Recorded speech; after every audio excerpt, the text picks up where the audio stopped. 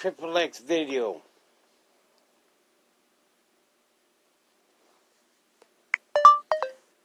Triple X video.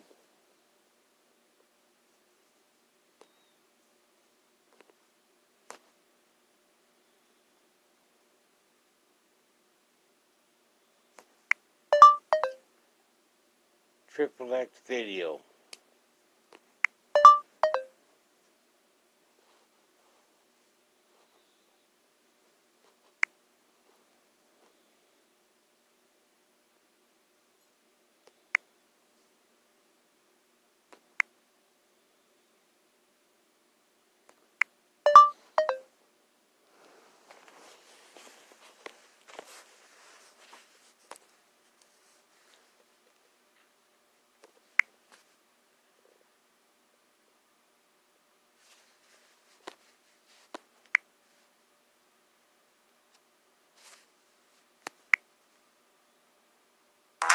Wrong with you?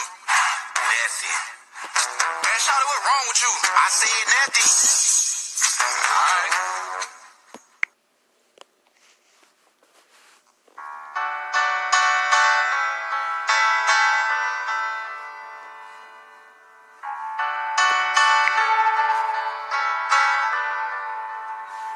It's your life. You say you need a change.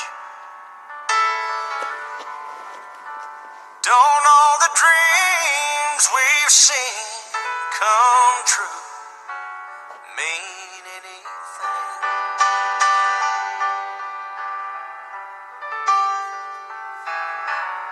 You say it's different now. You keep staring at the door. How can you walk away? Don't I matter anymore? If being free is worth what you leave behind, and if it's too late for love to change your mind, then it's goodbye time.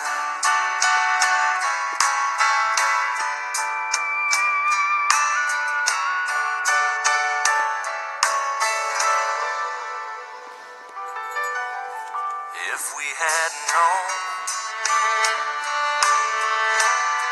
our love would come to this, we could have saved our hearts the hurt of wasted years. Well, it's been fun. What else can I say? If the feeling's gone, words won't stop you anyway. If being free is worth what you leave behind, and if it's too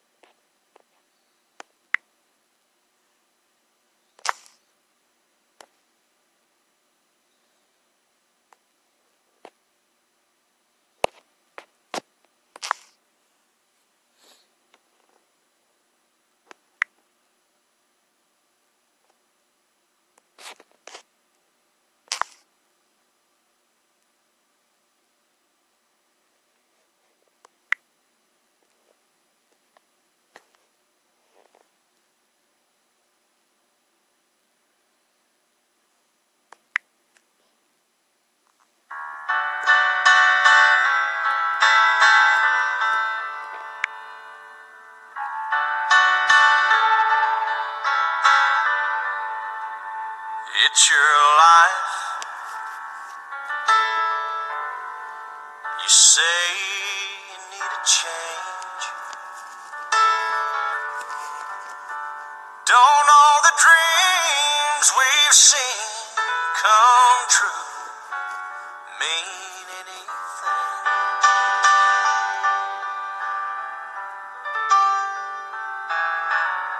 You say it's different now, and you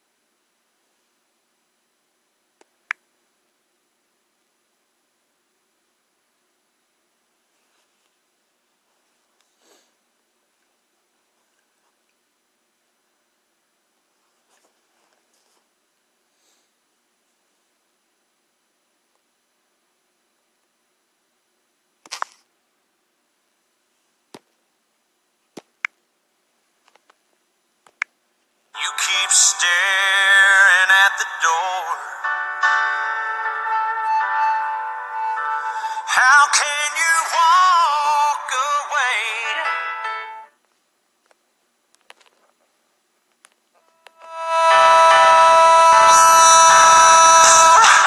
If being free is worth what you leave behind,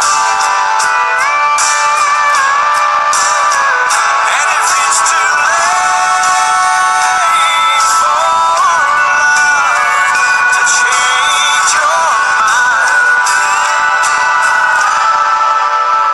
then it's goodbye time.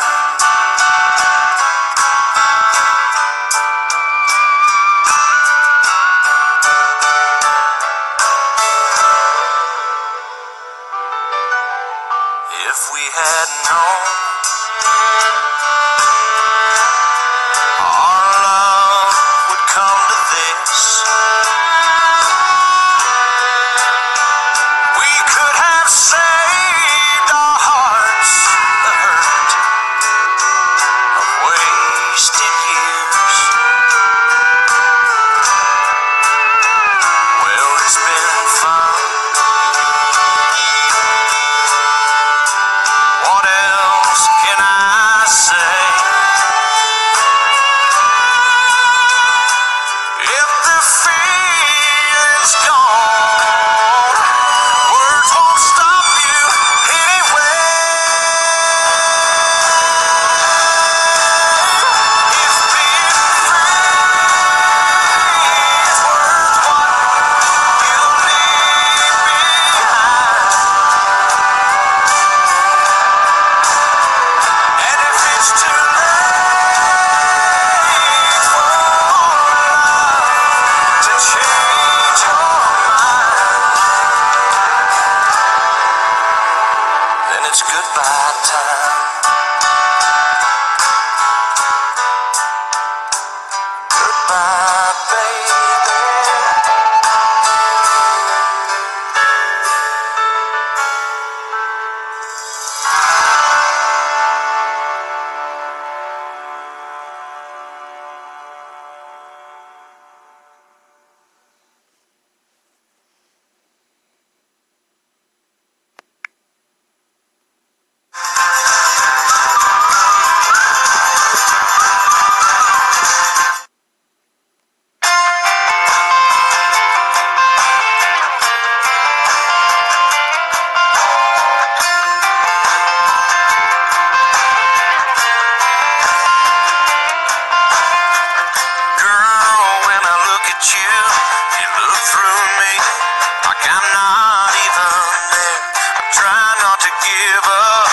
be strong, but I'm afraid to say I'm scared. I can't find the place your heart is hiding. I'm no quitter, but I'm tired of fighting. Baby, I love you, don't wanna lose you. Don't make me let you go. Took such a long time for me to find you. Don't make me let you go. Baby.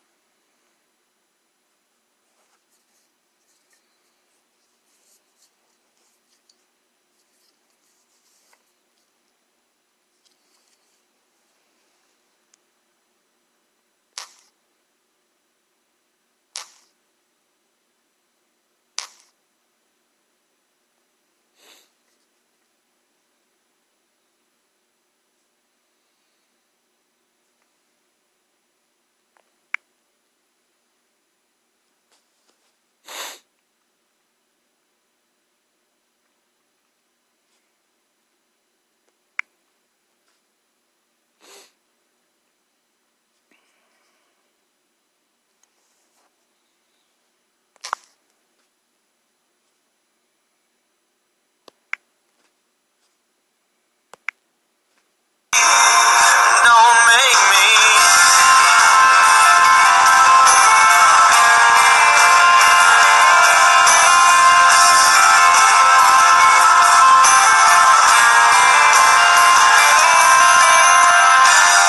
What if when I'm long gone, it dawns on you, you just might want me back? Let me make myself clear. If I leave here, it's done, I'm gone, that's that. You carry my love around like it's a heavy burden. I'm about to take it back. Are you sure it's worth it? Baby, I love you, don't wanna lose you. Don't make me let you go. Took such a long time for me to find you. Don't make me let you go. Baby, you're begging, please, and I'm down here on my knees. I don't wanna have to set you free. Don't make me.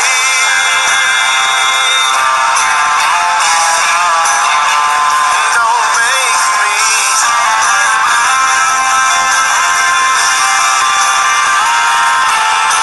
Baby, you're begging, please, and I'm down here on my knees. I don't wanna have to set you free.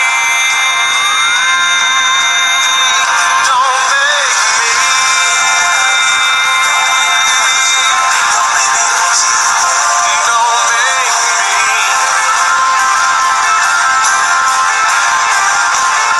Stop loving you.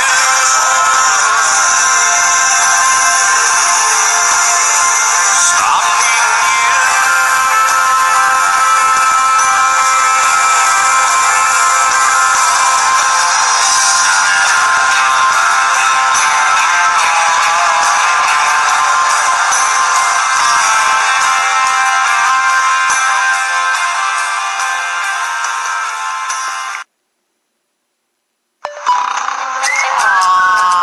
When you've got something important to say, there's Google Duo.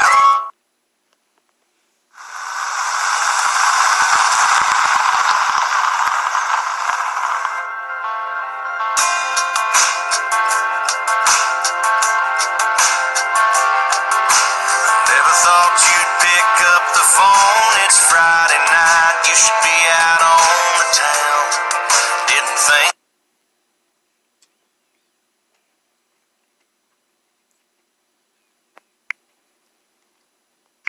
Think you'd be sitting at home all alone like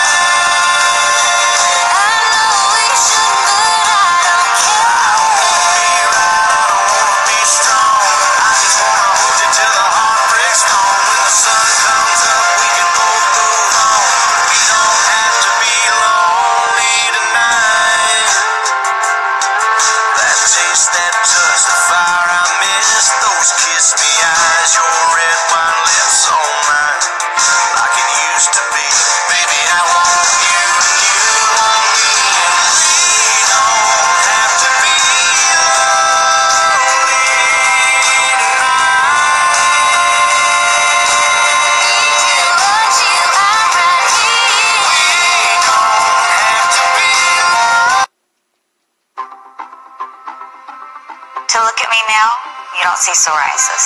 You see me. Cosentix can help people with moderate to severe plaque psoriasis find.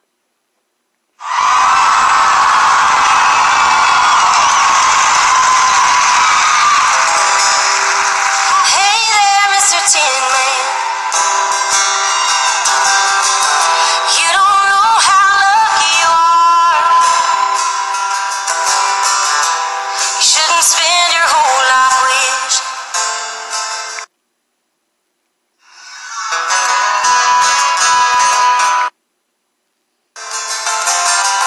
For something bound to fall apart.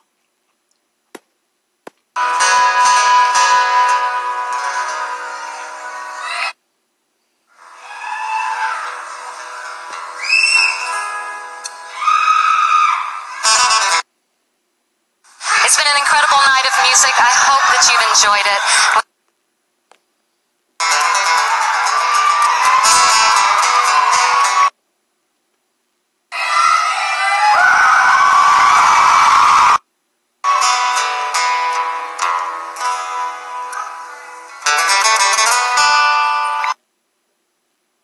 We have been honoring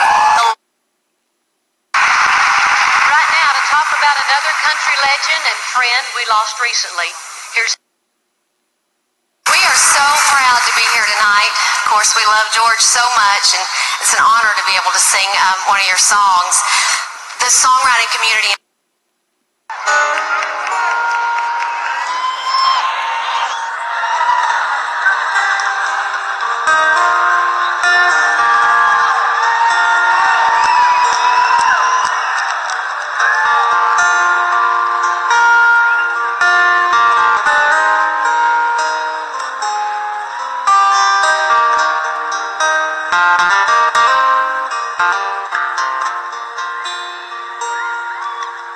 I said, Grandpa, what's this picture here? It's all black and white, and it ain't real clear. Is that you? I'm Ray, and I quit smoking with Chantix. In the movies, a lot of times I tend to play the tough guy. I wasn't tough enough to quit on my own. Not until I tried Chantix. Chantix, along with support, helps you quit smoking. It reduced my urge to smoke to the point that I could stop. When you try to quit smoking, with or without Chantix, you may have nicotine withdrawal symptoms. Some people had changes in behavior or thinking, aggression, hostility, agitation, depressed mood, or suicidal thoughts or actions with Chantix. Serious side effects may include seizures, new or worse heart or blood vessel problems, sleepwalking, or allergic and skin reactions.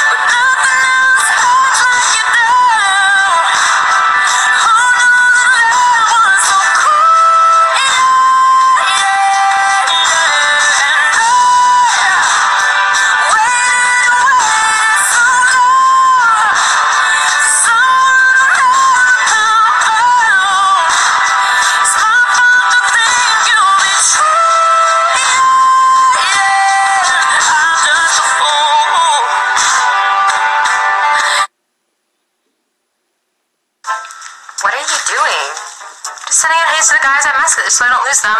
Why would you lose your matches? Well, in my dating...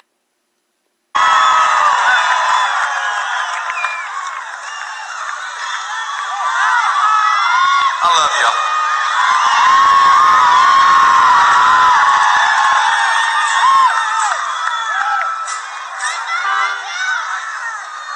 You guys are in for a treat, and I really think that's all I got to say right now. Let's just start playing.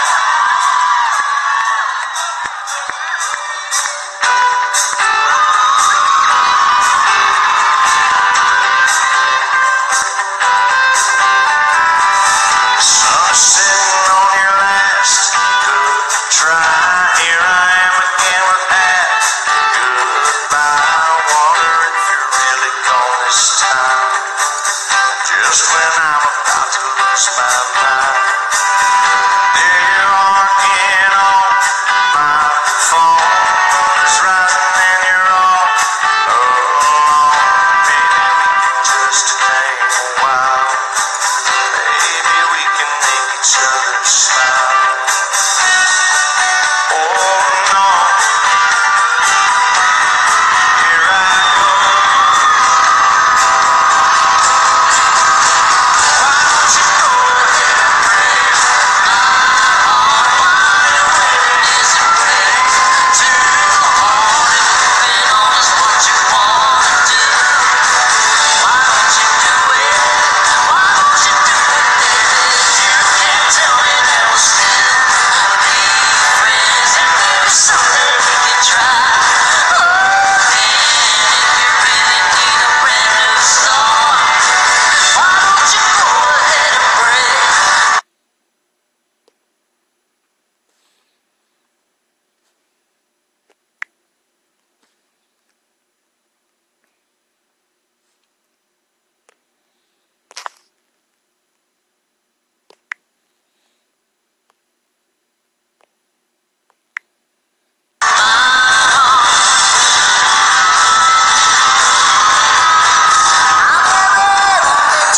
So into you, I thought I used to knew it just to get me through. You know I'm broken, I don't trust anyone. Last thing I needed was to fall in love. You got me dreaming, got me thinking I got some hope. There is nobody else I wanna get to. No, I'm so scared, I don't know what to do. How did it get me so into you?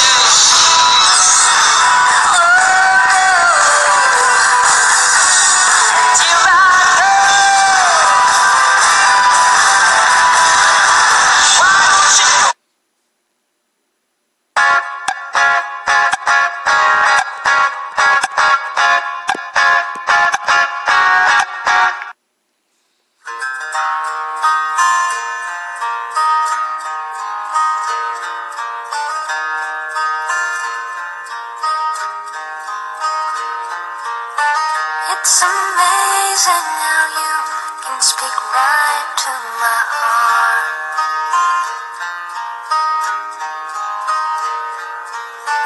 Without saying a word, you can light up the dark. Try as I may, I could never explain what I hear when you don't say a thing.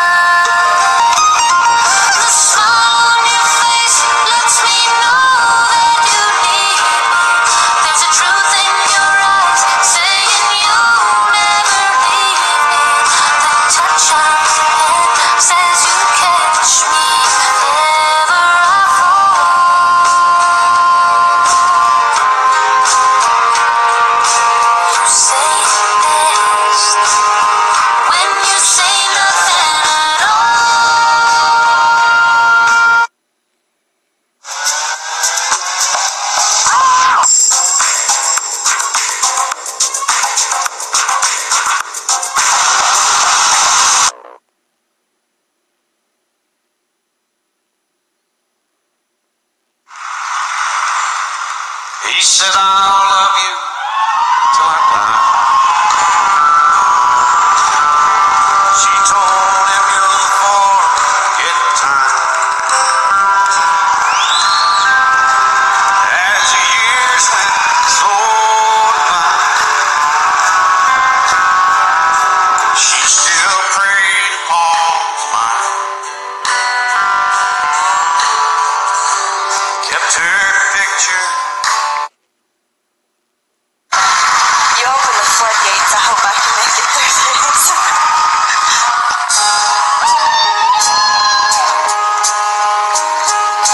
Oh Lord, my God, when I in awesome wonder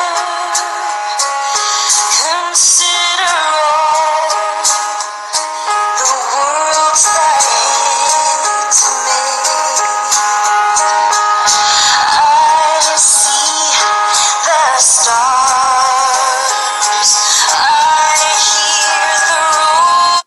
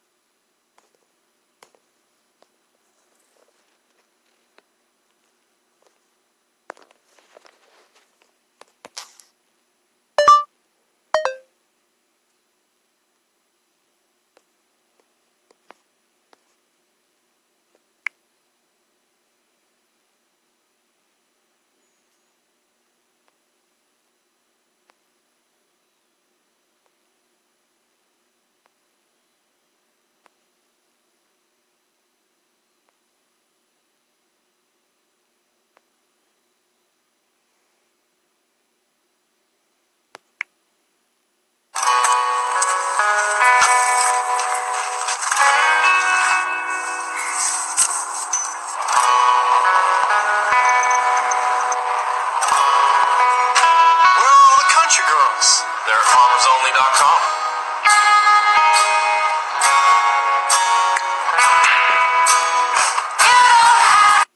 Perry Small, WVON.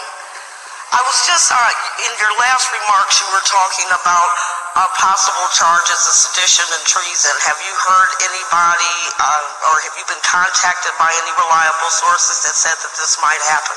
No, What makes you make that statement? looking at the book. Okay. What book? Do you realize we're fulfilling prophecy right now? You don't have no black man in America that has an argument with the Jews but Farrakhan. Well, who in the Bible had the biggest argument with the Jews of that day? Was it not Jesus?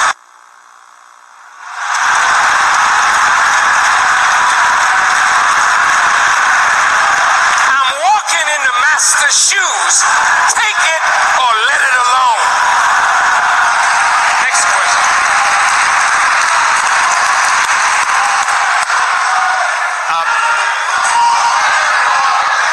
Sure. Excuse me. Yes, sir. Yes, I'm Phil Rogers from Channel 5. Yes, sir. I wonder if you clarify the link you see between what is going on with Muammar Gaddafi and the possibility of a major earthquake in the United States.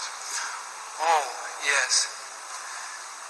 The Honorable Elijah Muhammad said that there were 4 great judgments.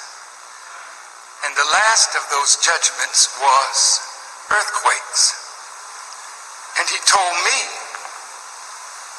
that there would be one coming that would be so great, not just one city would come down, many. Search the scriptures. When they hung Jesus out to dry, and on the day he gave up the ghost, what happened? A great earthquake. See, you're dealing with a man, I'm sorry, I'm not an insane, delusionist person. You're dealing with a man that you're going to have to deal with. And you can't deal with me the way you deal with with your customary Negroes. You can't kill me like you did Malcolm and Martin and others. God won't allow that to happen. And the moment you move on me, God is going to move on you. And I'm talking about terrible disaster. Now, if you think I'm crazy, just breathe a little more. And when it happens, remember, you heard it first on WFOIMGT.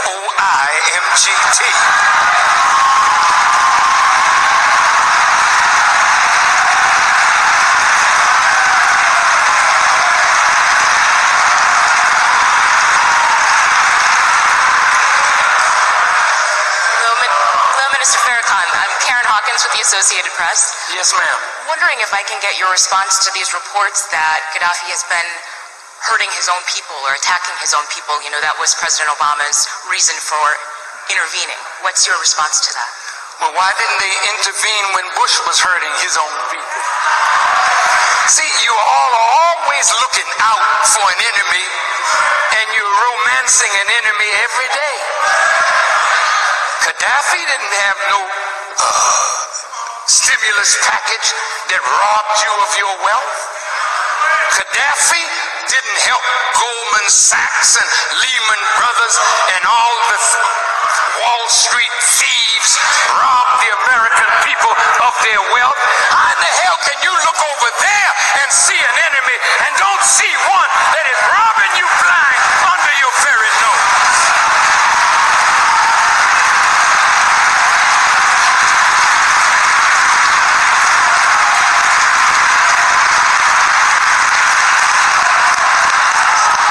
By the way,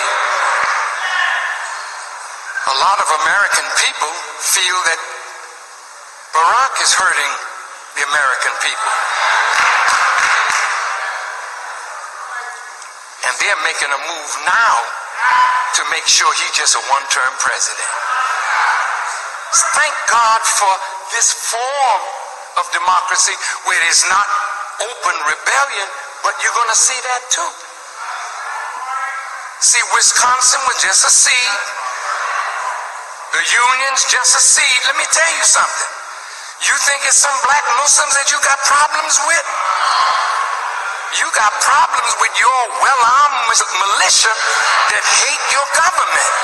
And they'll tell you right now when they went to the Tea Party with their gun on their hip, we come in peace this time. What did they mean by that? Those are the people you need to question, because Gaddafi can't get across the Atlantic Ocean to do you no harm. And if he did harm to his people, he has to answer for that. Everybody has to answer for their crimes. And I would say, while I'm on that point, to my friend Bashar al-Assad, when you see the people rising like this, don't wait for revolution. Create evolutionary change. What the people are wanting is more justice, more equity, more jobs, more transparency, less corruption. The king in Bahrain, the people weren't trying to overthrow him. They just wanted meaningful change. So if you're wise, every parent that is a dictator, and I'm sure your mother was one, I'm not playing the dozens, but my mother was sure enough a dictator. Was yours? If you had a father in the home, he told you when to come in.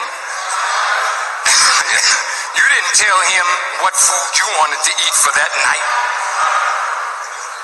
what room you were going to sleep in. But after the values that parents instill in their children are set, you can't dictate to even your children anymore. You got to back up now and learn how to reason with the growth of intelligence in your own house. Otherwise, you'll have a revolt in your kitchen.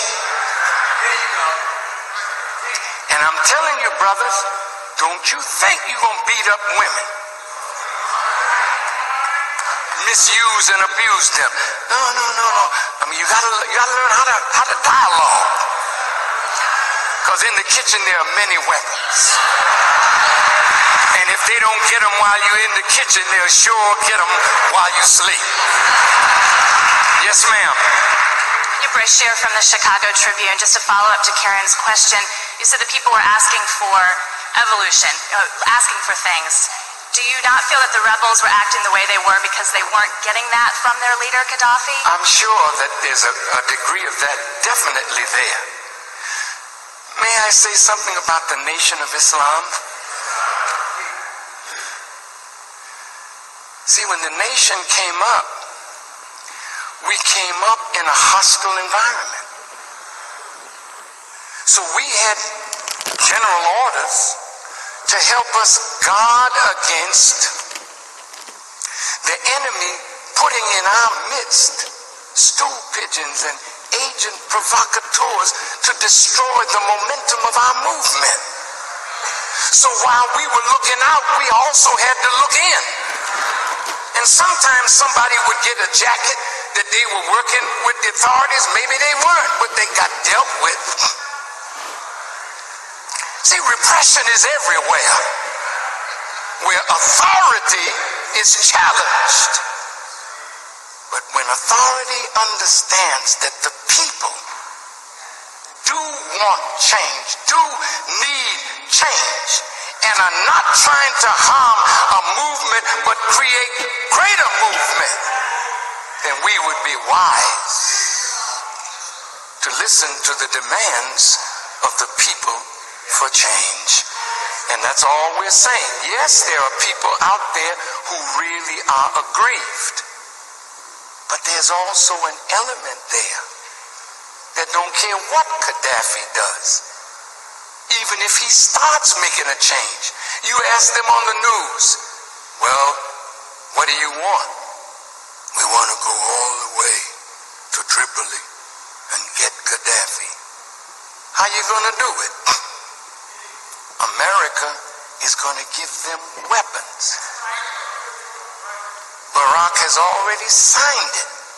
CIA covert action going on right now in Libya. Boots are already on the ground. Special ops,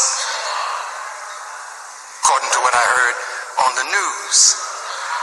So all this talk, fluff talk, is for the gullible, silly people to eat it up. But if you look under it, the policy has never changed. Kill Gaddafi. I want to ask you a question, media people. See, do you really think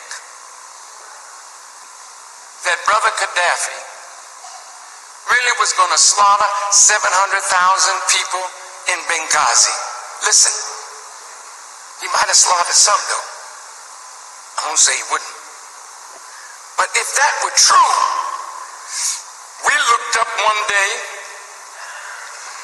and his soldiers had ringed Benghazi. Now that means all the territory before that, they took it back. Where are all the bodies? If the man is a nut and feeling full of revenge, show me and the American people the bodies. The mass graves. You're liars. This is how you maneuver the American people when you want to kill somebody.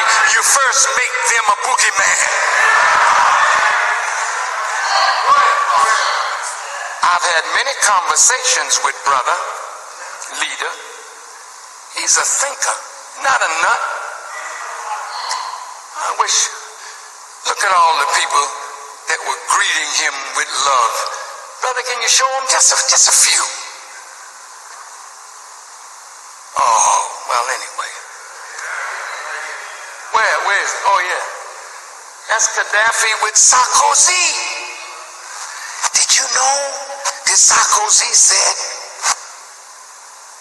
Libya financed his election? And they got all the bank transfers and everything. They say they're going to bring it out in the public. That's why he was so hurt that Sarkozy was the first one that wanted to bomb when he helped make him a president. It's the kind of devils you're dealing with.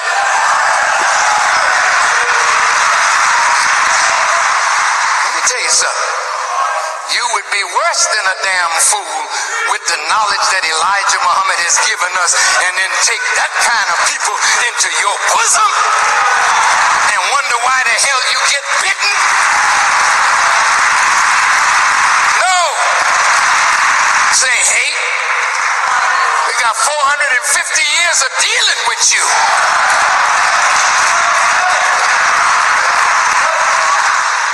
Here he is with, I think that's Gordon Brown. Here's Tony Blair. Look like he's gonna kiss him. Ban Ki-moon. Who's this guy? Oh, that's Berlusconi. The guy who has a little problem.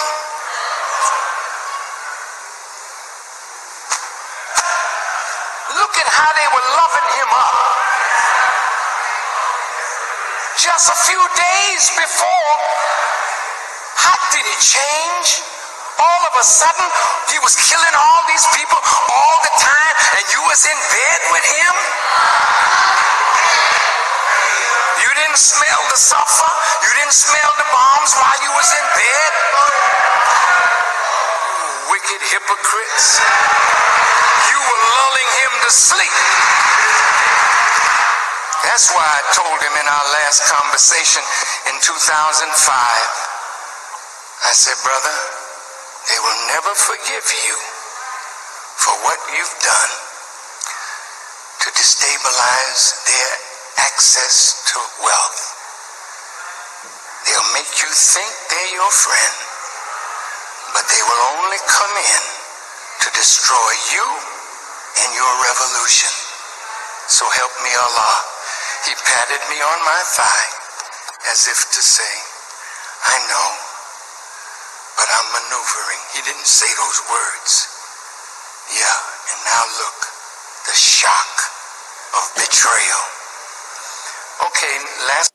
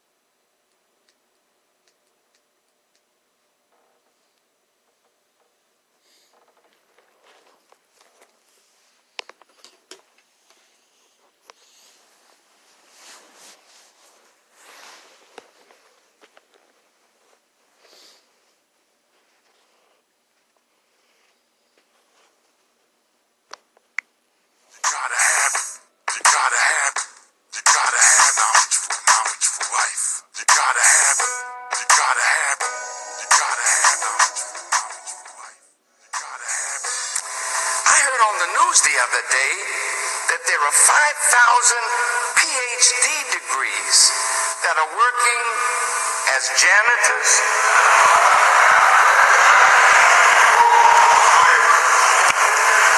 as garbage collectors. Being a janitor is not a disgrace. Being a collector of garbage is not a disgrace. Honest labor is worthy of us, especially if it allows us to take care of our obligations. But when you see 5,000 PhDs that have no job or are working in jobs that they are overly qualified for, how many of you here are in college and now hope to get your degree? Let me see your hands. Okay. Well, if the PhDs don't have jobs, and you are hoping for a degree to do what? To do what? To get a job. Well, there are millions of Americans out of work. The president just lost spectacularly over jobs. And I'll tell you something. It wouldn't matter who is in the White House. Your job situation is really not going to improve. I don't mean to be a peddler of doom or gloom, but when you study the prophecies of these books, guided in the study by one who has been taught by God, then we know tomorrow's headlines before they appear. Let me give you an example that you're going to see in a short while. Stock market crashes. Worse than 1929. Well, you don't worry about that because you're not a stockholder. But look at the people that have put their hope in stocks. Another headline. Dollar falls, hyperinflation. Dollar worthless. What are you going to do when the dollar that you love and will hurt others for has no more value? You have gold, some of you, during the bling season. You bought a little gold and you bought a little diamonds, and people are telling you right now, bring your old gold. May I tell you, gold never gets old. So you want money, paper, that has no value over gold that in the 60s was $35 an ounce, is now over $1,300. Another headline coming up. Gold at $2,500 an ounce. Do you have an ounce somewhere?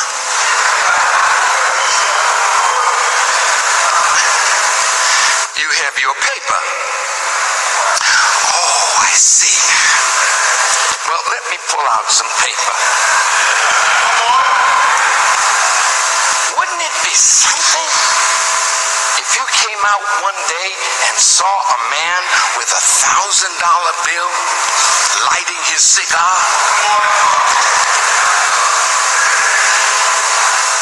Wouldn't that break your heart? Especially if you don't have $1,000 to light yours or even a cigar. But the value of this paper is steadily going down. Headline a few days ago. The Federal Reserve Bank buying up U.S. treasuries.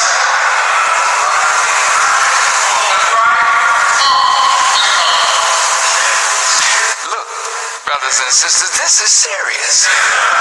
Now, of course, you know the latest gossip. Jay-Z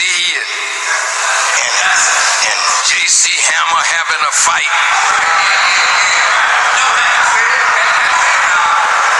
You know about Lindsay Lohan, poor child, and Taylor Swift, and yes, and Kanye. You're up on all the garbage. You heard about Bishop Eddie Long, and that's been your conversation, and others. And what will be the future of America when private bankers buy up U.S. treasuries? Well, I don't know nothing about that. All I know is I know. And that's why you're in the right place today. Now, let's go back to the question. Why does the enemy keep our people illiterate?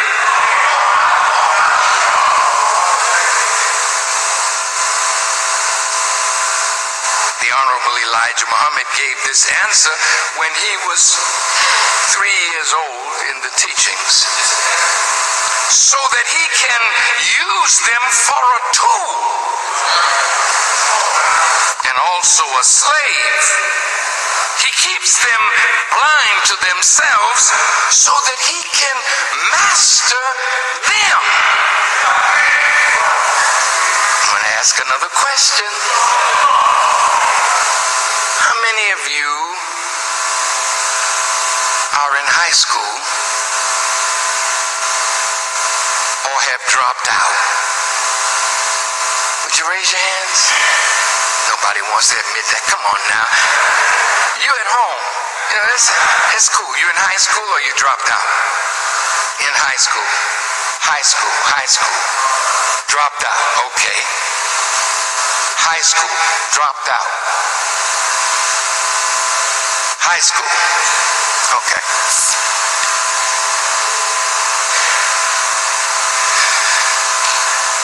Do you know that many millions of Americans are getting a high school diploma and are considered functionally illiterate?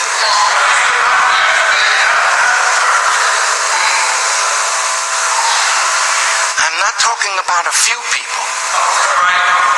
I'm talking about millions. Now, if I am a functional illiterate, meaning I cannot read or write at the grade level that I got my diploma from high school on, but I can't write at that level, I cannot read at that level, but I'm out in the world now. Well, if I can't read, books don't excite me. If I can't read, then I am an oral person. So my ear is the most important instrument in my life, because it is through the ear that a word will come that will keep me ignorant. It is through my ear that a word will come that can start me growing toward wisdom. in this Bible,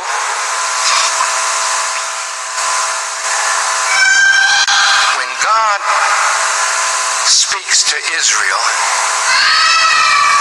I've never read once where God told Israel to read. God told Israel, hearken, hear, listen to the voice of God. So most people get their knowledge from what they hear, not necessarily from what they read.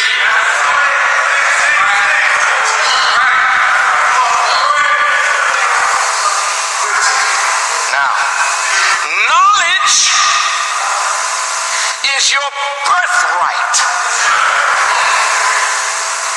Every human being should be gifted with the right to know self and the environment and the universe into which God gave us birth and life. For us to come out of our mother's wombs and be 20 years old, 30 years old, not able to read. Victims now of where we place our ears.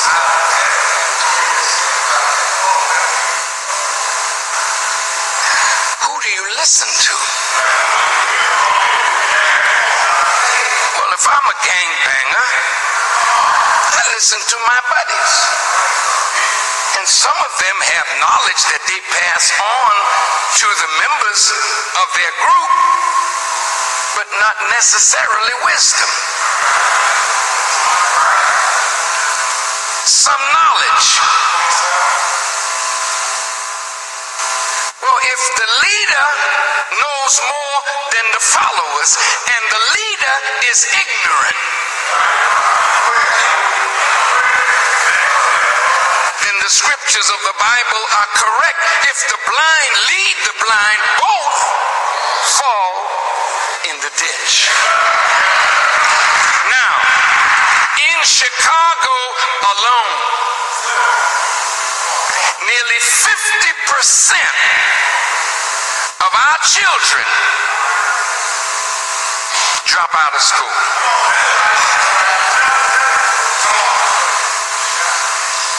Among whites and Hispanics, the number is outrageously large as well. Now, they use sports figures and entertainment figures to tell you, stay in school. That's like going to Cook County Jail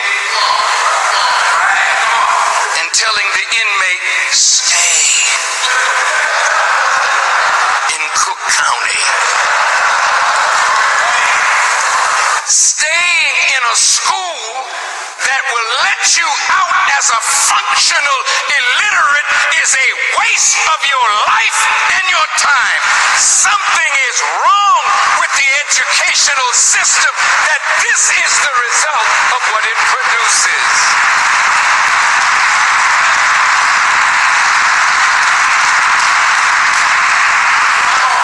Well, look,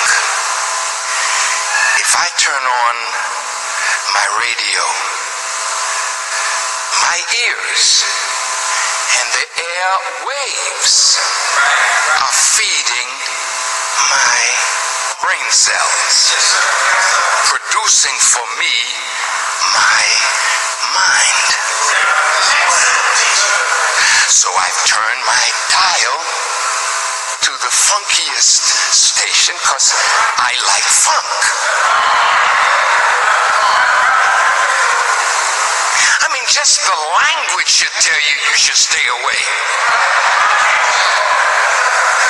When somebody is funky, you're trying to tell them, look, there's a bathroom here, take a shower, put a little deodorant on, you smell terrible. Well, when something is funk, of course, this is a terrible age that we live in because good becomes bad, bad becomes good. When something is funky, it's nice, it's right. It's just a messed up group of ignoramuses that are being used as a tool. Let me see. Now, the jobs that used to be around for the unlearned, unskilled labor force. See, when I was coming up, men had jobs. You would see them with their lunch pail, going out to work. Mommy was at home preparing the sandwich. Daddy and Grandpa, if you remember back far enough, he had a little job. And off of one man's pay, they were able to put food on the table, and at Easter time, get you a little suit or a dress or something nice for Christmas. But today,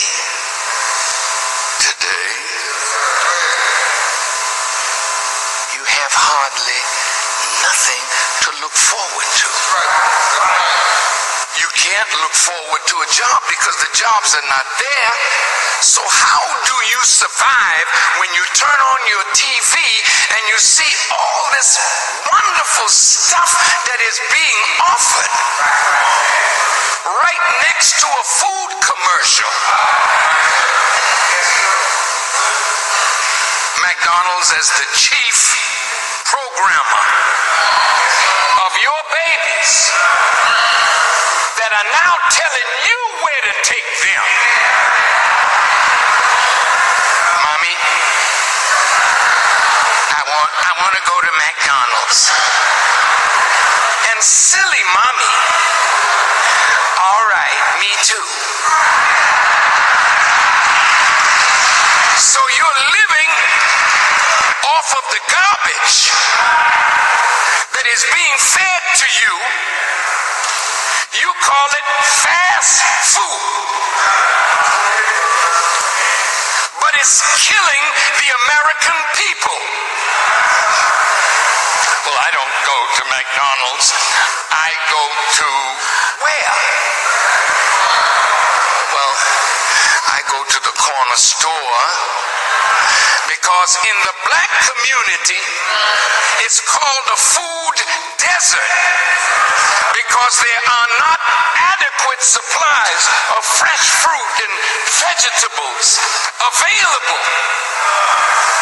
So you're eating out of cans, or you're eating really things that your health has been grossly and greatly compromised. Why does the enemy keep our people illiterate so that he can use them as a tool? A tool for what? What is a tool? It is an implement, an instrument or utensil held in the hand and used to form, shape, fasten, add to, take away from, or otherwise change something by cutting, hitting, digging, rubbing. But there's also a person used to accomplish another's purposes. All my young brothers here, 18 years of age, please raise your hand. 18 and up. All my sisters, raise your hand if you're 18 or up. Okay, now look. war is on the horizon. Another headline. Israel attacks Iran. America comes to Israel's aid.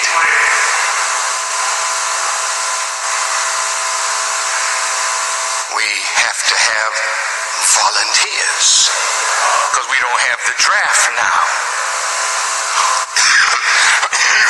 Excuse me.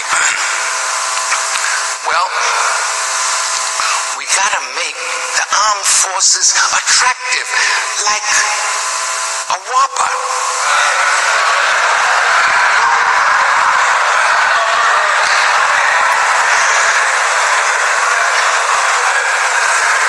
So we're gonna make the armed forces attractive. Be all that you can be. Join the army. And you see them, they're crisp, they're sharp. The Marines, they're crisp, they're sharp. And you in the hood, you know.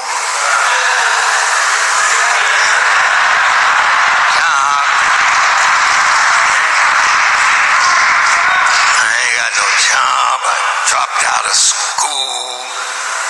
This is a chance for me to get some money, see the world, and perhaps get an education.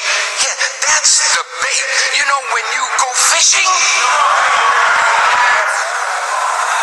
you always hide the hook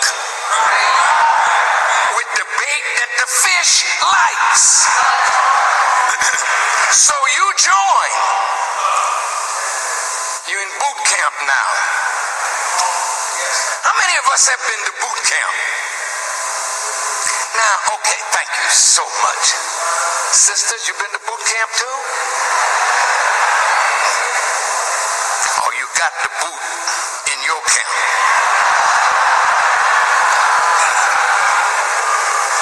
They call that domestic violence.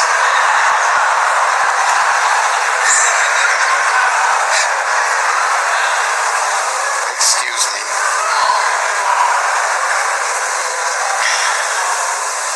Now we're smiling, we may be laughing, but gaining knowledge should be a pleasurable experience. You know, when you're in school, if it's not pleasurable, who wants to be there? If I'm not growing, who wants to be there? If I'm not learning something useful, who wants to be there? Now, boot camp. I cut your hair. Sorry about them dreads, brother, but can't have that. Clip it all down, you know, and you're a soldier now. But there's an enemy somewhere. See, anytime you're a soldier being sent to Iraq or Afghanistan, you're not sent there to build a country. You're a soldier. Soldiers are sent to do what soldiers do. They kill. Am I making sense? Now, look at how crazy the system is. You're a mother. You're at home with your children. And now you are off to war.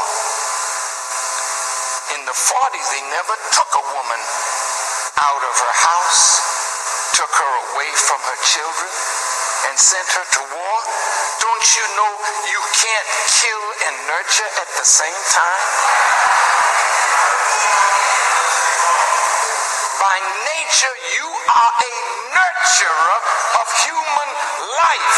But once they take you out of the home and put you in boot camp and send you to Afghanistan, then they had to teach you of an enemy that would take your life and put it in your heart to take that enemy's life.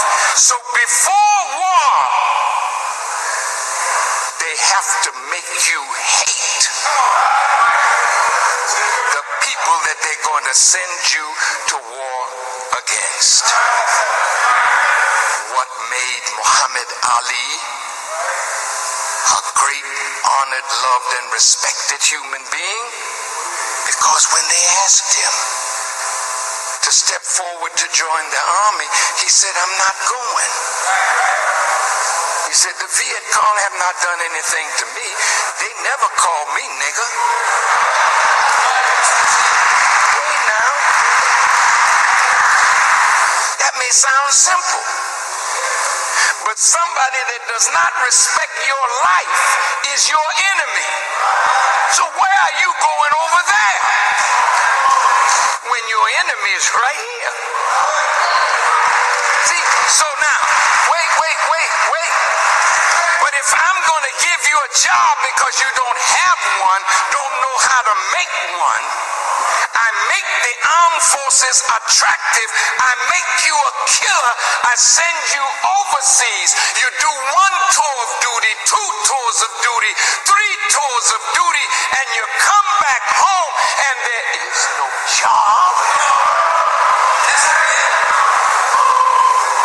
And you've been trained to kill. The economy falling apart.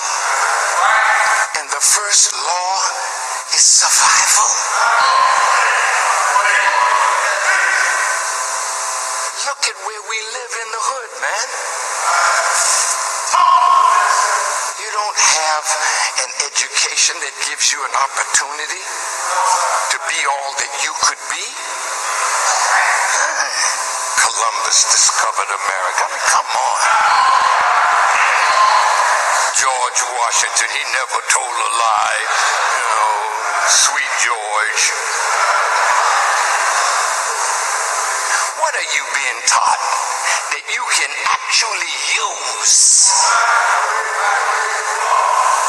Almost nothing. That's perpetrating a fraud to bring you to college and ask your parents to pay this kind of money, and then you borrow money from the government, and when you leave college and can't find a job, you have a debt to pay and no money with which to pay it. That's perpetrating a fraud.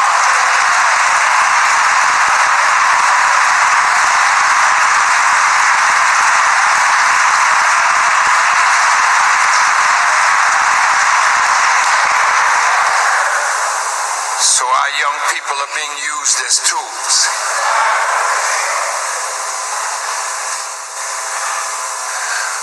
When the war was going in Iraq, and every day they would come on the news with the casualties.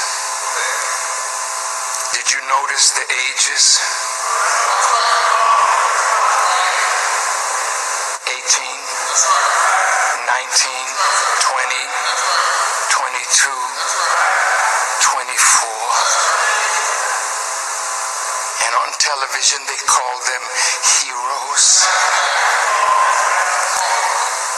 They died for our country. Is it truth? I'm asking a question. Did they really die for the benefit of the country, for freedom, for justice, for equity? Or did they die for oil, for drugs, to give America power in the Middle East, to control the oil coming out of that region of the world? This is what you died for, but who can tell you the truth?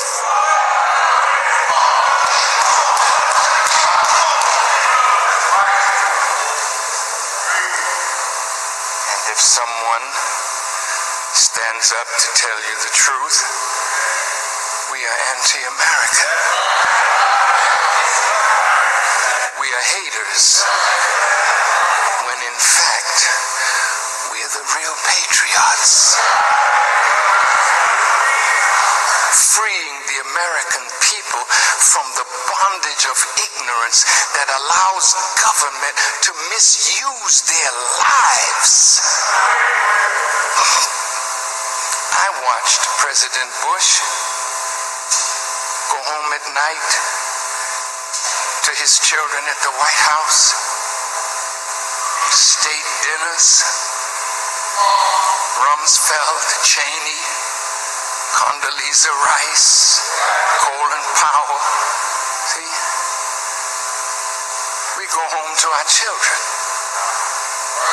What do those mothers go home to? Those fathers, those friends whose hearts are aching over their friends that perished and are still perishing, or they come home broken, on drugs, wounds that can never heal, legs gone, arms gone, face destroyed. And then government sometimes won't give them the money they deserve. Try to find a way out of paying the soldiers who paid the ultimate price for the Agent Orange that has destroyed them. Some of our people think we've moved out of the inner cities to the suburbs, and we didn't know that we were moving out of a place where we had relative safety to an environment that looks good, but it's near some dump that is poisoning the water table. Your house looks better, but your health is worse because you're drinking water that is death. Who cares about you? Does government really care? Does corporate America really care? Then the last one to care must be you and me. You gotta have it. You gotta have it. You gotta have it.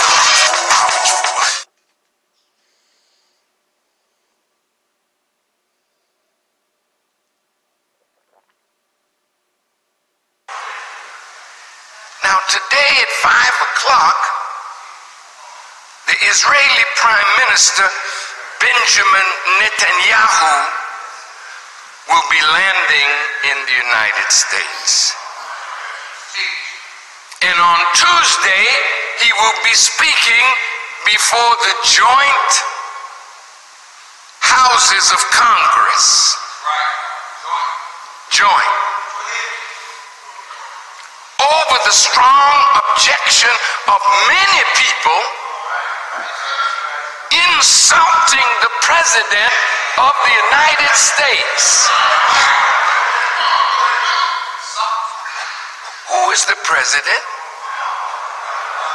What's his name? He's the President?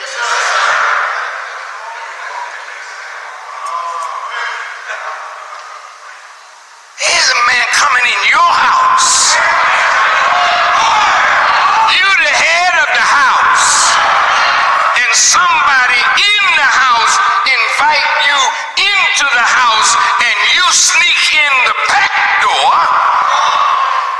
and don't even greet the head of the house and ask his permission. Is that an insult? Is that the way they think of our brother president? That we're gonna do whatever we wanna do? Cause you ain't nothing but a nigger in the White House. Don't tell me they don't think like that.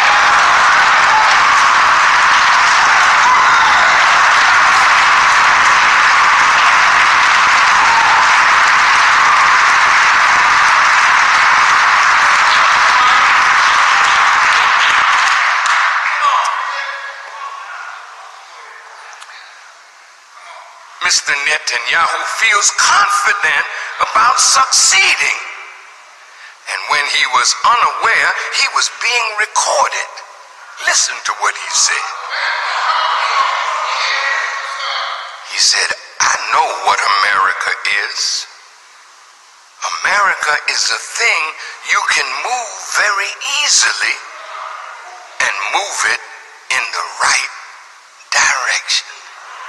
Here's a man from a tiny state called Israel.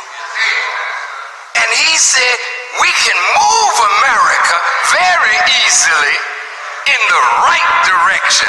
And the right direction is a direction that benefits Israel.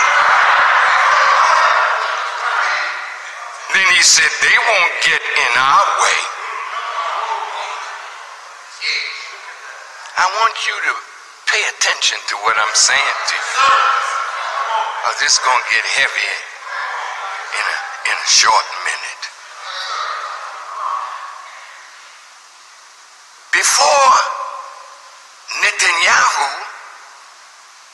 Ariel Sharon, the former prime minister that died recently, was in a debate with his foreign minister Shimon Peres when Sharon reportedly yelled, quote, don't worry about American pressure. We, the Jewish people, control America.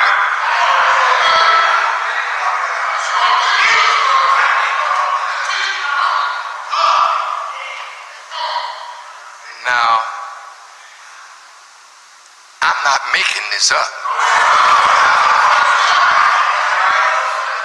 This man actually said that.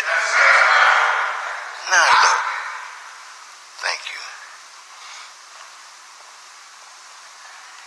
Even though they claim that Israel is America's closest ally, they are not now, nor have they ever been, true friends of America or the American people who have been their support for nearly 70 years. Now, those of you who doubt me and want to call me an anti-Semite, prove what I'm saying that is false. And you can have my life. Which one of you are going to put your life up if you want to take mine?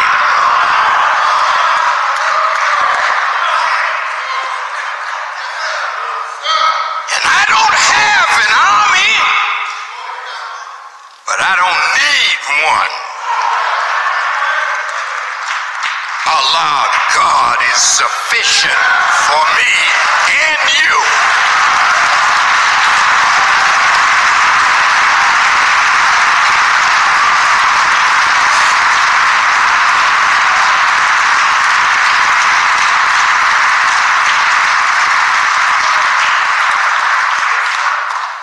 From 1948 till now,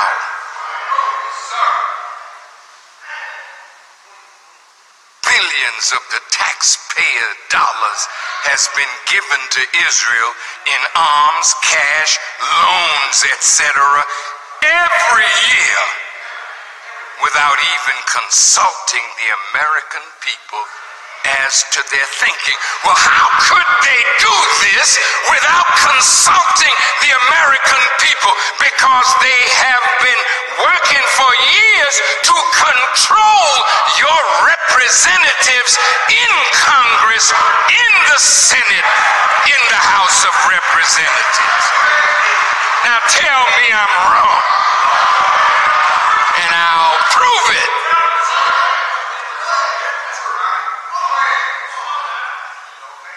And don't ever come to hear what I have to say if you are not strong enough to listen to the truth,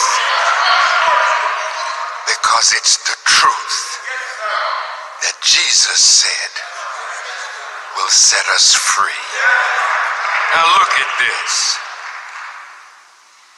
Ron Paul and many before him want to re-examine our support of Israel. Even as America's crumbling infrastructure goes unaddressed at home. Joe Biden, I think he's the vice president, he went to Israel and promised them that no matter what the economy of America is suffering, Israel will never lose the billions of dollars that America gives every year. Now, you think about that.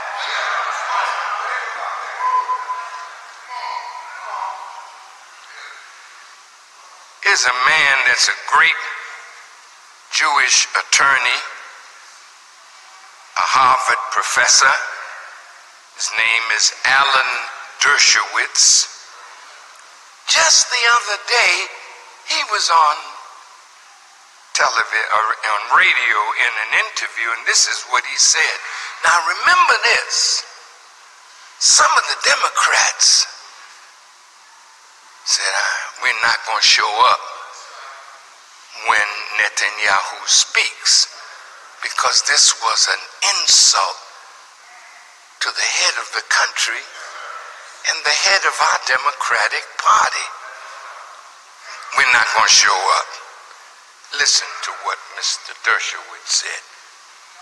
I will be appalled at any Democrat who refuses to show up.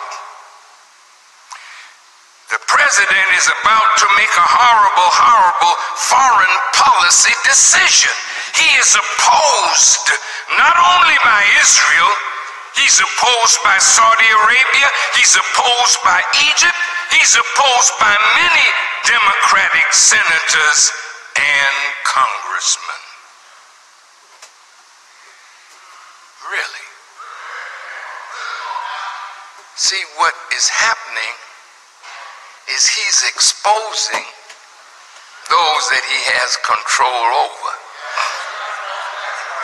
So I want you to see how this plays out. Then you'll know why they are killing Muslims in the Middle East who seem to want to parrot the way of the West. You remember Winnie Mandela? You remember how these Negroes that were on the side of the apartheid regime? Wait a minute, how could you be a South African and they doing to us what they were doing and you be a spokesman for them? But we got them same kind of Negroes right here in America. I want you to listen.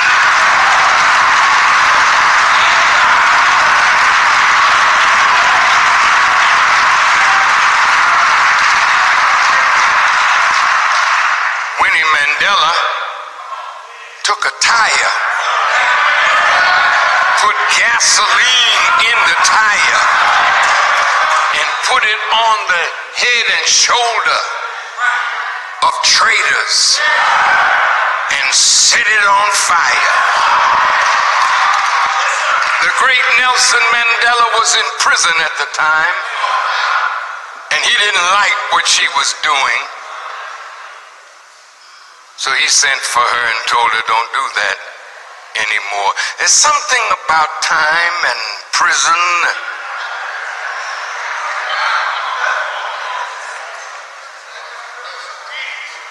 that can soften you.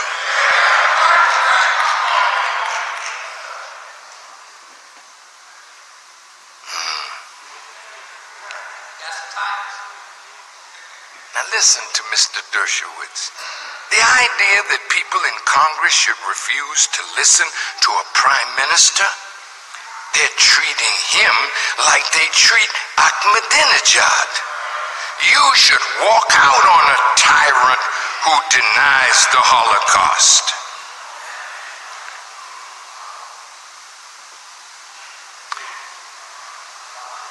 Did they deny that the transatlantic slave trade, wait a minute, was a crime against humanity?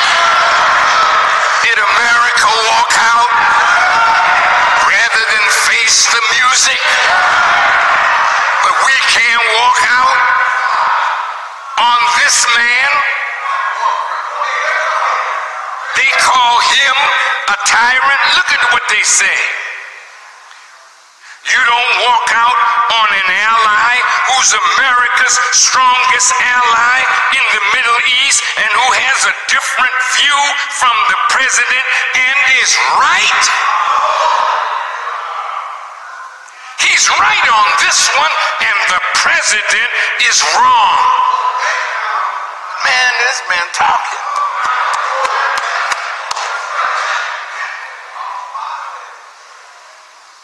Now, wait a minute. How is the president wrong?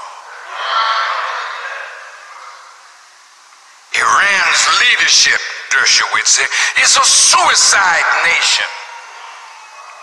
A suicide nation that was prepared to send thousands of their young children to certain death at the end of the Iraq war, giving them tokens to go to paradise.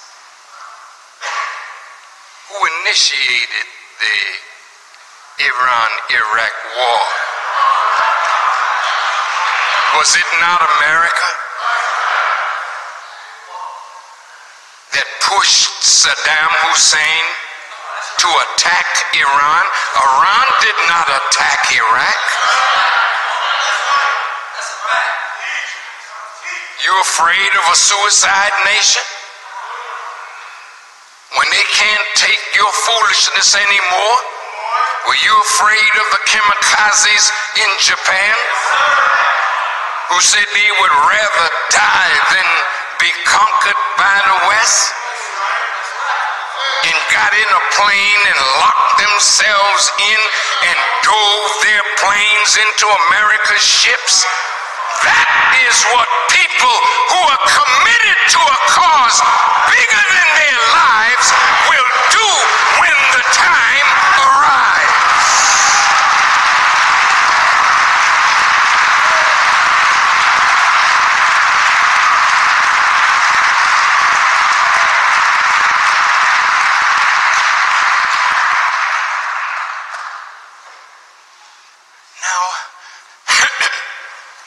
Don't mind if I delve into the politics that's going on in the world today, because this is on the headlines, but you're getting the news straight,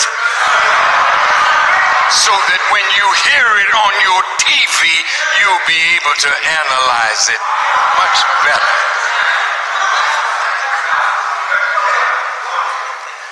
Now these people, Dershowitz and his kind, they have not proved any of their assertions, and in their view of Iran, as they have been in Iran looking, they have not seen anything that would say that Iran is creating a nuclear weapon.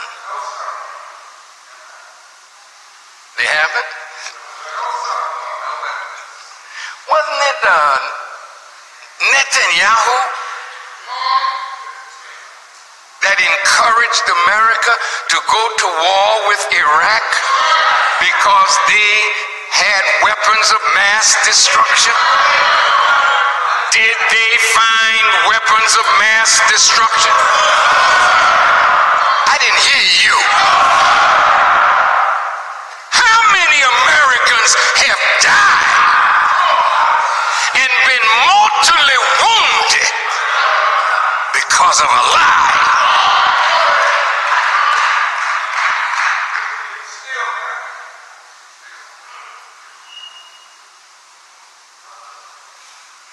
Israel actually wants a war with Iran. They want to see the might of America used to destroy the Islamic Republic of Iran. President Obama is trying to keep away from a war. So he is in negotiation with Iran. Is that intelligent? Now, if they go to war,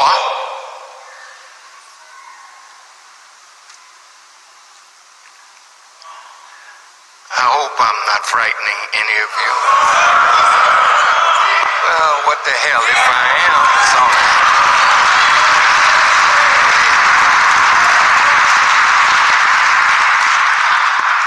But you'll never say that Farrakhan didn't tell you the truth. That's why they don't want you around me.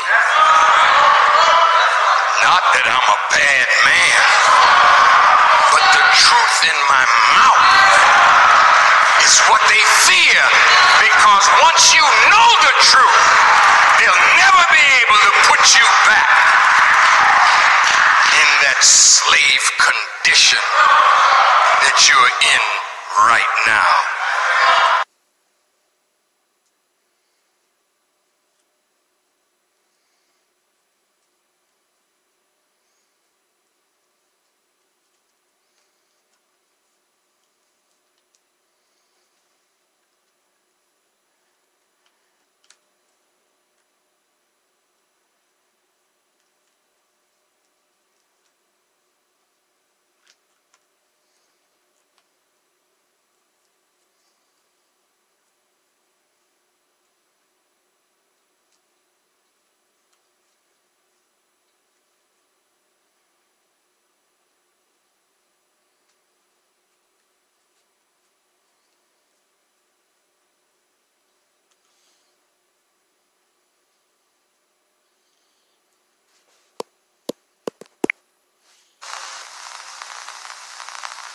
Brothers and sisters, he is the Honorable Minister Louis Farrakhan.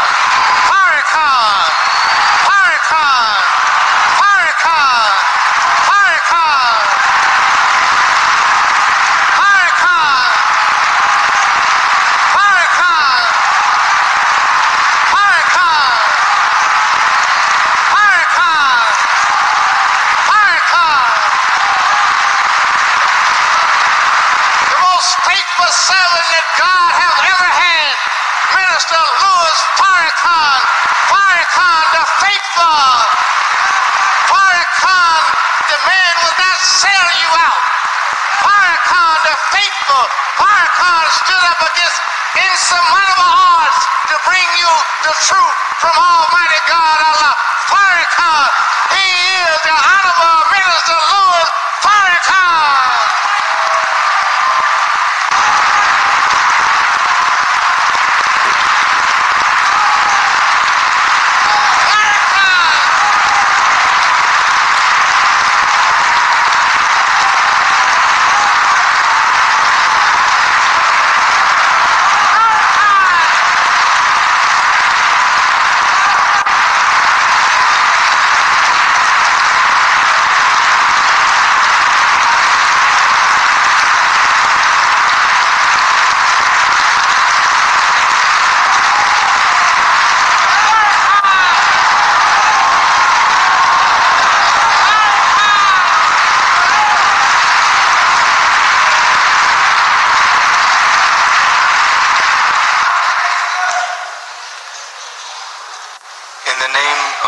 The Beneficent, the Merciful,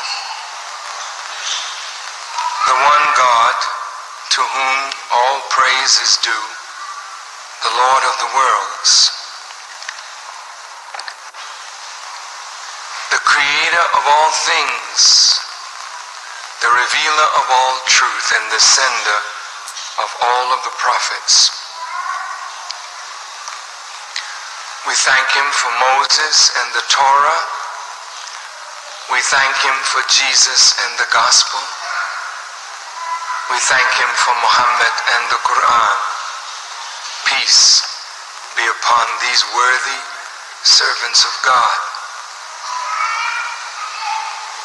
I am eternally grateful to Allah for his intervention in our affairs in the person of Master Farad Muhammad, the great Mahdi, who came among us and raised from among us one to lead, teach, and guide us. The man who taught me what I know and gave me the example of the man I hope to become.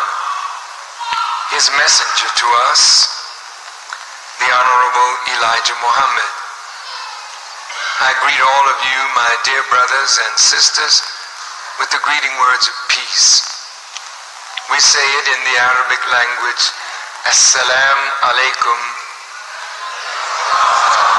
but it means in English, peace be unto you. Our deep thanks to our pastor and to the members of Mount Ephraim Baptist Church, distinguished platform guests, Reverend clergy, brothers and sisters. Reverend White spoke before I could hear his words.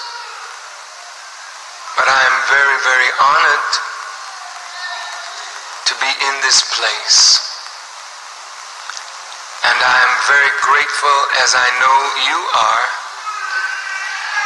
that he opened up his doors to permit us to come here tonight to talk about a moment in history that could change the course of the destiny of our people and the destiny of this nation.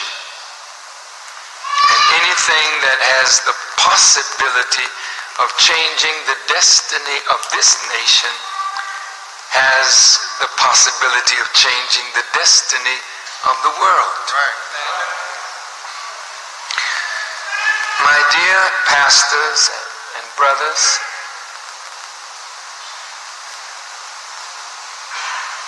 we live in the greatest country in the history of the present world.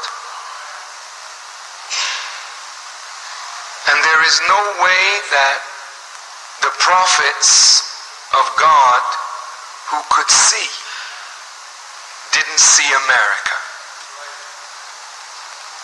And there is no way that the prophets of God who visioned the last days didn't see you and me. The word Negro or colored or African American is not mentioned in the scripture, nor is the name the United States mentioned in scripture, but we know that a country as great as this that commands the world stage had to be written of. And your and my sojourn in a country like this for so many hundreds of years was also seen by the prophets and spoken of by the prophets. John the Revelator used language like this: Babylon is fallen, for she has become the habitation of devils, and the whole of every foul spirit, and a cage for every unclean and hateful bird. When something is fallen, that language says that the fall is complete. It didn't say is falling. If it said Babylon is falling, it would say that an action started in the past is continuing in the present, but has not yet been completed. But when the Revelator says Babylon is fallen, then that means the fall is complete. And the reason for its fall is that it has become a habitation of devils. Teach, Master, teach. What is a devil? Go ahead, Master. A devil is a wicked person. Right.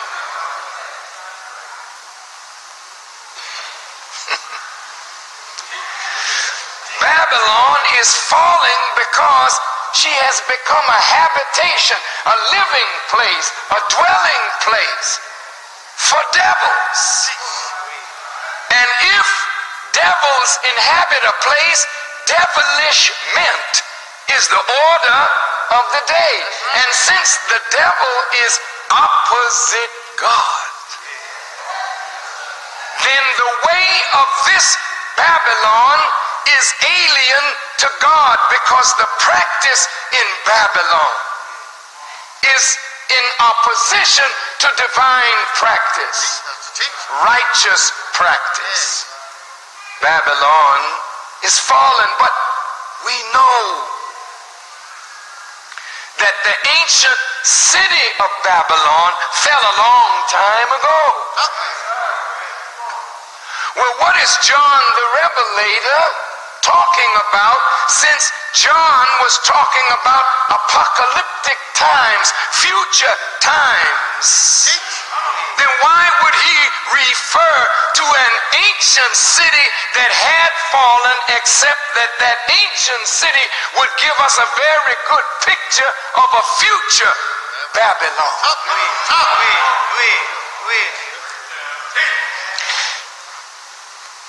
John further described this city, that it looked like a golden chalice. You know, gold is so shiny, it's attractive to the eye, and that's why we like to wear gold. It's kind of saying, look at me, I got some. See what I got? Even if it ain't real, if it's shiny and looks real, look at me, I got some gold.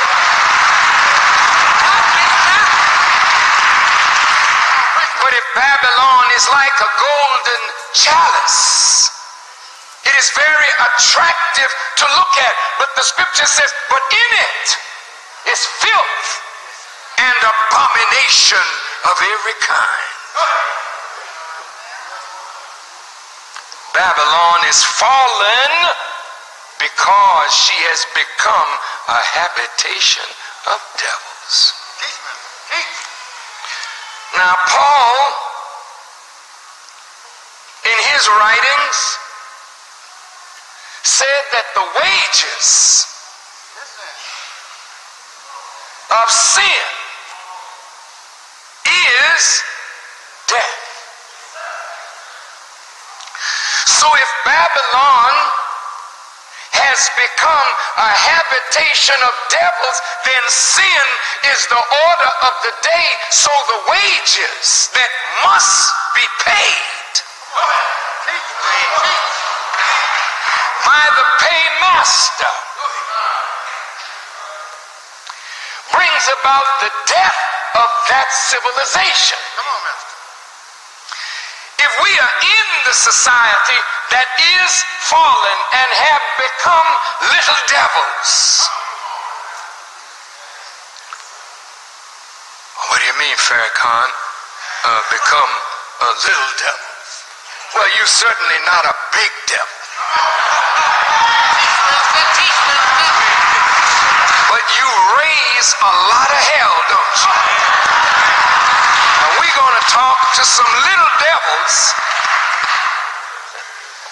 who are the subjects of a big Satan, but claim to be the servants of Jesus Christ. Hypocrisy has to end. The Quran teaches us that Satan makes evil fair seeming to man. In other words, you really can't do evil inordinately and not be pricked of your conscience. So the only way you can continue to do evil is if the evil that we do is made all right. Sorry about that, baby.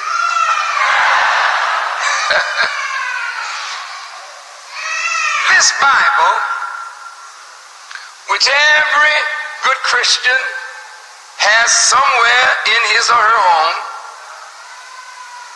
and every Muslim respects and honors the truth of this book. This book contains a standard, a criterion by which we can measure ourselves. The Quran, which I did not bring with me tonight, the Quran is called Al-Furqan, the discrimination, because God never leaves the people without a standard by which they can measure how far off or how close they are to God. Well, I didn't expect this kind of talk from Farrakhan tonight. You don't really know what to expect from me, because I oftentimes don't know what to expect from myself.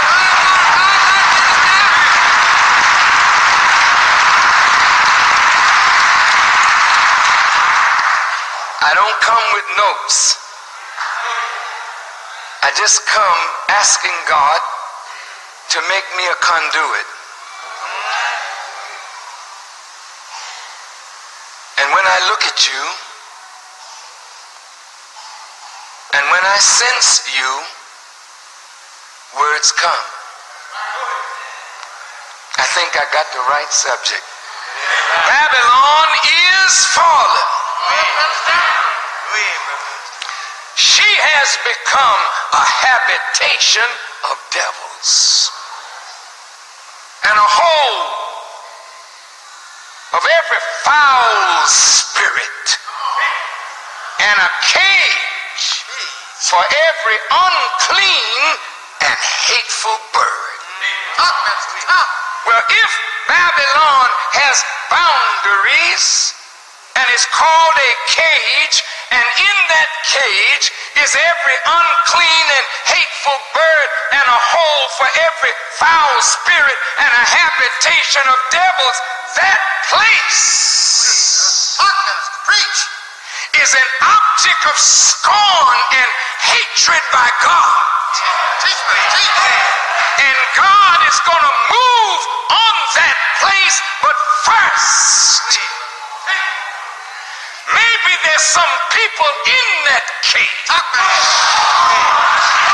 who today have a foul spirit, who today are little devils, who today are buried up to their eyeballs in sin. Maybe some of them will hear the word. So John the Revelator said, hold back the four winds.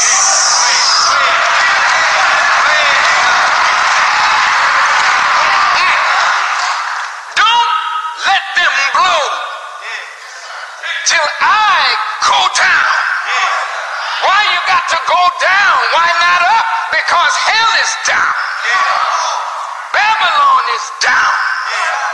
The ways of Babylon are so beneath my ways. The thinking of the Babylonians is so beneath my thoughts. But I gotta go down now and seal. Seal who? Mine elect. What you mean you're elect? Because I'm gonna choose out of this dunghill. This pile of manure. This cage of devils. I'm gonna choose a few. And I'm going to seal them in their forehead with the seal of the living God. That when I get ready to destroy Babylon, my death angels will pass over those who have my mark in their forehead. But right now, they got the mark of a beast in their forehead and in their hands.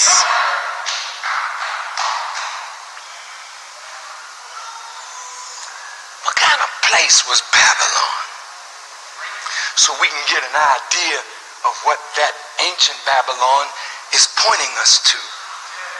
It was a great city in Iraq, what is called modern Iraq today.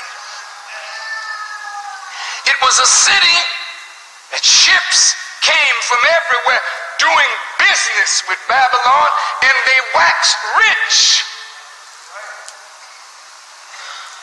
trading with her. She was like a great whore.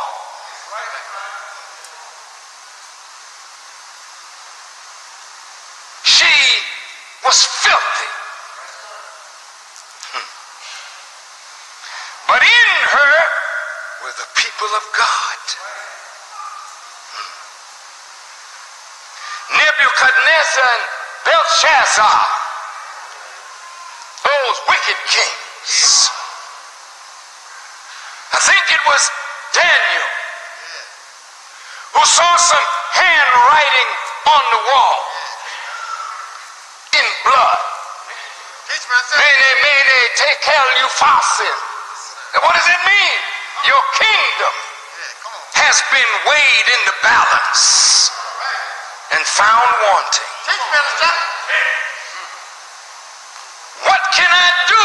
The gold and silver vessels of God were carried out of the temple in Jerusalem and brought into Babylon, and wine and strong drink were poured into these vessels of the Most High.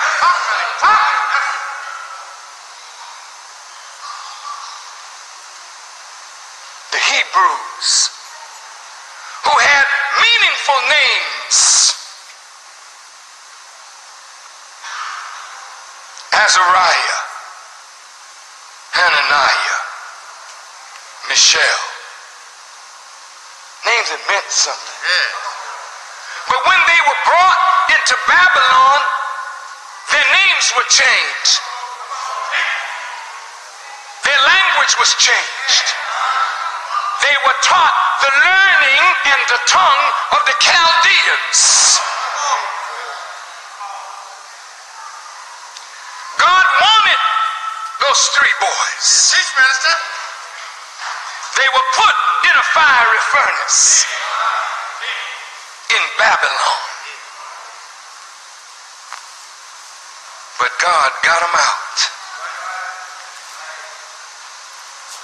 In the Revelations, God says, don't integrate in. Come out of her, my people. I want you to hear me well tonight. Don't go into the wickedness of the Babylonians. Come out of her, my people. That you be not partakers of her sins and her plagues, for her sins have reached unto heaven. Come out. Some of you are integrationists.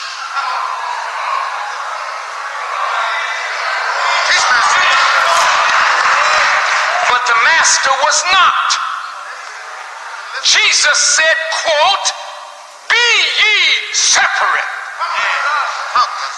Why you want us separate, Jesus? Because I'm calling you out to consecrate you, set you apart, and dedicate you to a higher purpose. I'm going to take you away from your former slave master. Oh, don't you want to go to that promised land where all is peace?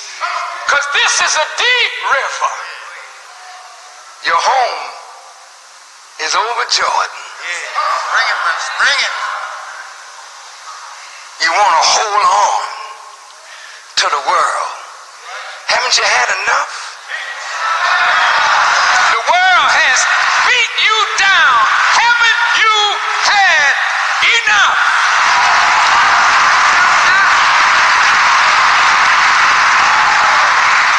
Your sons and your daughters turned out.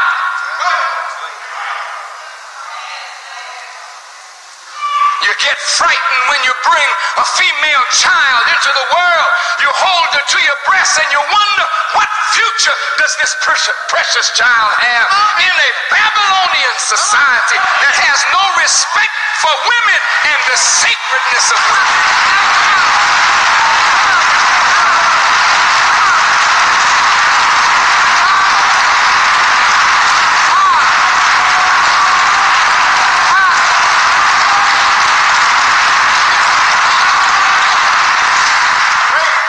Nurture your little boys, and you look at your little boys as you send them off to school, and you see they're highly intelligent and gifted, and you hope that one day they'll be something, and then in the twinkling of an eye you get a call in the night.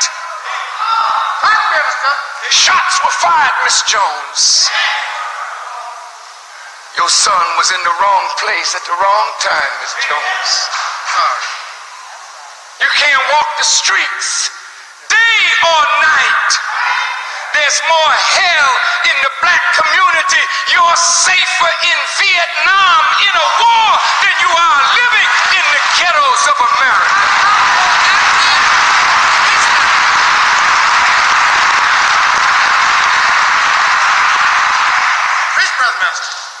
In 9 years of war in Vietnam, 55,000 American lives were lost in actual combat. But in 1 year, over 10,000 black people died from gunshots. And in 9 years, we are dying more than the soldiers died in a theater of war, because we live in a theater of war. Babylon is fallen. She's become a habitation of devils. And a whole of every foul spirit. It's a foul spirit that pervades America and the black community. You're driving your car and someone beats you to the corner, beats you to the parking space. Hey, mother.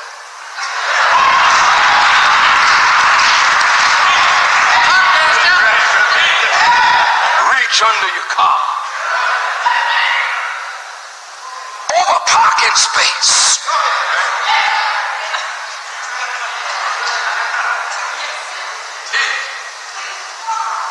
2 weeks ago in Detroit, a 33-year-old young black woman, 4'11", 115 pounds, driving in her automobile at 3 a.m.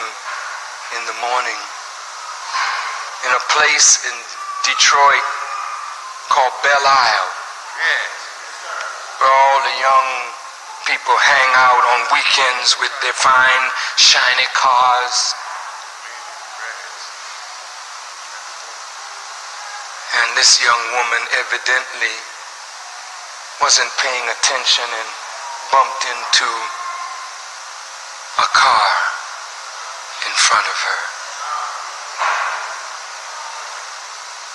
Instead of the man getting out to find out what was wrong, he got out with a crowbar and beat in all the windows of the girl's car, and then began to beat her, dragging her out of the car, beating her out of her clothes, beat her blouse off, pulled it off. She's trying to kick at him, pull her pants off. She's in her panties. And a 300-pound black man, her brother, beating on her. She runs up on the bridge.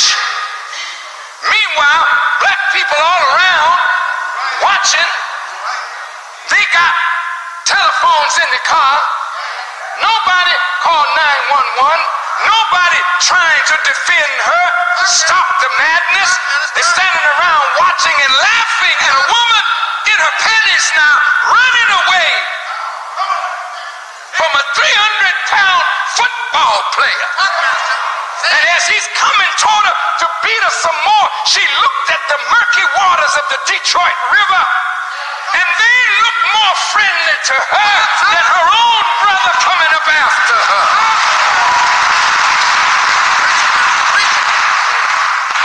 She jumped. She jumped. And a young brother standing nearby jumped in after her to try to save her. But she was so frightened of a black face. She didn't know what his intention was, and she was trying to move away from him and got caught in the current. And as she floated down the Detroit River, a boat ran over her and cut off one of her legs, and they found her a few miles away, dead. When I heard the news, I was hurt to my soul. Because 30 years ago, we knew who the enemy was. 30 years ago, we knew Lester Maddox, we knew Governor Forbes, we knew George Wallace, we knew Bull Connor, and before that, we knew Bill Eastman, we knew Bilbo, we knew the racists, we knew they were the enemy. So we could unite at least and point out the enemy, but today we're confused. You can't stand up in your pulpit and tell black people, love ye one another, because there's so much evil going on among us. You can't love your brother, you can't love your sister, you can't love your son or your daughter.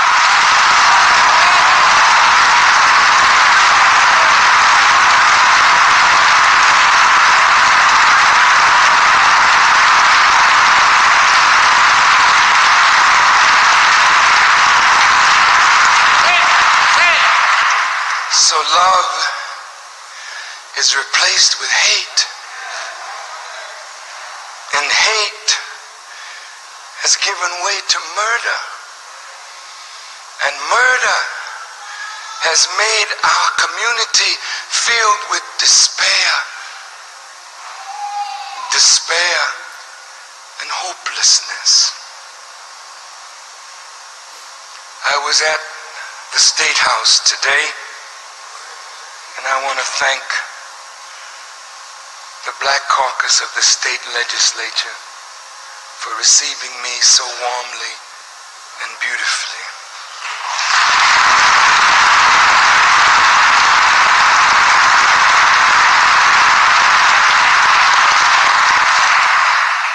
When some of the white folks saw all of these black people in a room,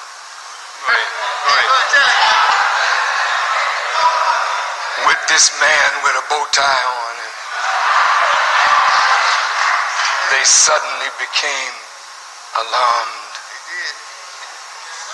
And they wanted to see why they couldn't come in. Talk, Minister. Tell it, Minister. They wanted to know, what are you saying to these people, Farrakhan? We said, let them in. And one of the questions that was asked of me was about C. Dolores Tucker, a wonderful sister of ours, who has been attacking gangster rap. She's tired of hearing young men call women female dogs. She's tired of the violent language, the filth and decadence that's on the rap records. So she's taken on the rappers. In a recent conference in Houston, Texas, one of the spokespersons for the rappers said that they were going to take on C. Dolores Tucker. I said, leave her alone. I said, she doesn't hate you. She's like your mother. She wants her sons and her daughters to use a better language. She wants her sons and her daughters to be more responsive to what the community really needs. So they say, well, what do you think about gangster rap, Farrakhan? I said, well, it's very difficult for the tree to condemn its fruit. Teach, Minister, teach. See,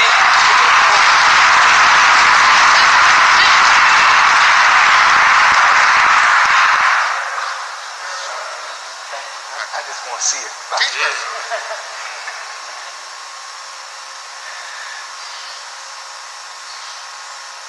You can tell a tree by the fruit it bears. I said, the reason you don't like gangster rap is because the gangster rap probably is giving you a mirror that you can see yourself. I said, these are young gangsters talking about guns. I said, but the national anthem promotes violence. And the rocket's red glare, the bombs bursting in air gave proof through the night that our flag was still there. This country was born out of violence.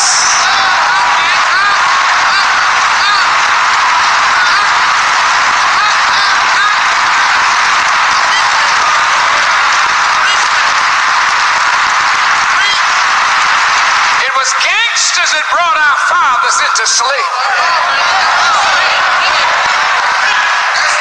It was gangsters that took away our name, our language, our culture, our religion, and our God, and changed our divine names to Shadrach, Meshach, and Abednego, and Belshazzar. It was gangsters. I said, I'm in a house in the state capitol. with gangsters.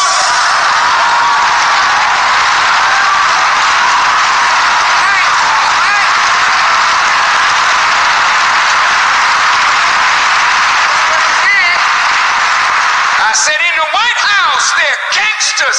In the Congress, they are gangsters who plot wars, revolution, and take the lives of tens of thousands and hundreds of thousands of people. I know gangsters.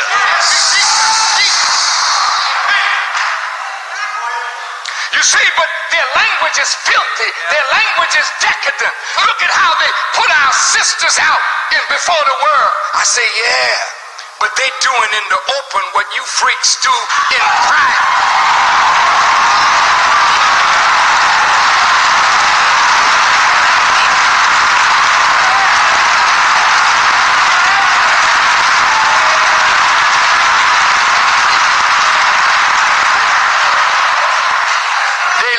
Very well from their parents.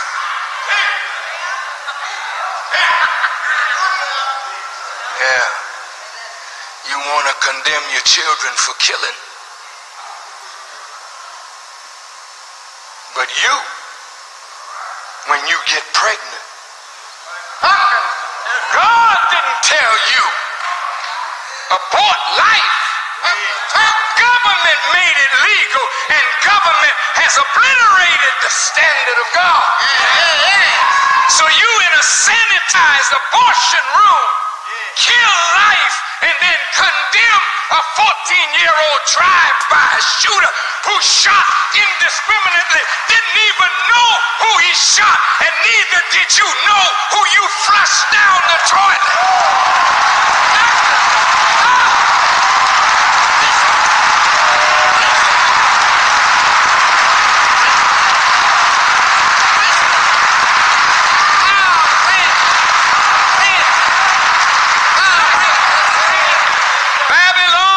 Fallen. She has become a habitation of devils. Devils in the pulpit. Devils in high places. How in the hell can we escape the condition of the people and we are their shepherds?